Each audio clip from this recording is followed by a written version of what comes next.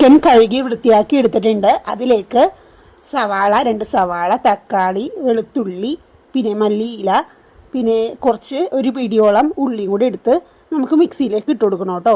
ഇനി അതിലേക്ക് 2 table spoon മല്ലിപ്പൊടിയും പിന്നെ വറ്റൽ മുളകിൻ്റെ പിരിയമുളകില്ലേ അതിൻ്റെ ഇടിച്ചത് കൂടി ഇട്ട് കൊടുക്കുന്നുണ്ട്. 2-3 ടേബിൾ സ്പൂണ്, പിന്നെ ഒരു 4 ടേബിൾ സ്പൂൺ മുളക് പൊടിയും, പിന്നെ ആവശ്യത്തിനുള്ള ഉപ്പും, പിന്നെ കുറച്ച് വിനാഗിരിയും കൂടി ഇട്ടിട്ട് ഒന്ന് പേസ്റ്റാക്കി എടുക്കണം കേട്ടോ. അങ്ങനെ ഒന്ന് ഒതുക്കി എടുത്തിട്ടുണ്ട്. ഇനി അതിലേക്ക് മല്ലിയിലയും കൂടി ഇട്ടിട്ട് നല്ലപോലെ പേസ്റ്റാക്കി എടുക്കാം കേട്ടോ.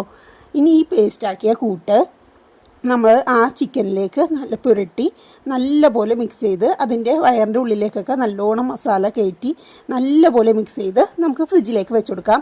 ഇത് രാവിലെയാണ് ഞാൻ ഫ്രിഡ്ജിലേക്ക് വെക്കുന്നത് കേട്ടോ.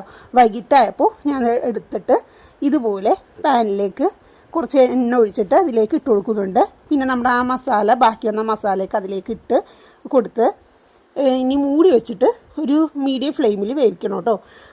വേവിക്കുന്ന സമയത്ത് ചിക്കനിൽ നിന്നും മസാലയിൽ നിന്നും നല്ലപോലെ വെള്ളം വരും. ആ വെള്ളമൊക്കെ വറ്റി നല്ല ചിക്കനിലേക്ക് പൊതിഞ്ഞ് വരുമ്പോൾ നമ്മുടെ തിരിച്ചു മറിച്ചൊക്കെ ഇട്ട് വേവിച്ച് വരുമ്പോൾ നമ്മുടെ ഷവായ റെഡിയാവും. അങ്ങനെ മസാല ഷവായ റെഡി ആയിട്ടുണ്ട്.